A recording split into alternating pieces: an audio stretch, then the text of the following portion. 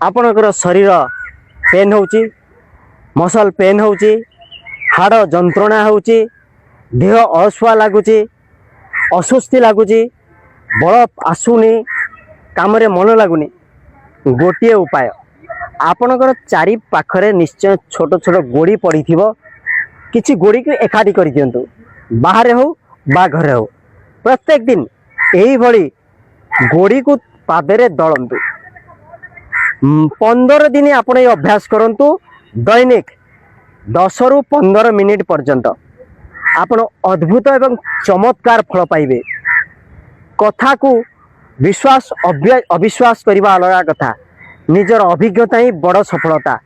अभ्यास करंतु फल जानतु कौन कारण कौन आम शरीर प्रत्येक नर्व मुंडरू जो नर्व आसी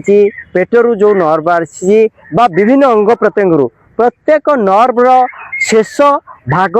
हाथर पापुली पाद तल जेते बेले आपण पादरे एही भली गोड़ी को चकटंती बा दलंती ता कौन करे आमर प्रत्येक नर्व को एक्टिव कर दिए शरीर में रक्त संचालन बढ़ाई दिए शरीर प्रत्येक जगह को जति रक्त बा ऑक्सीजनेटेड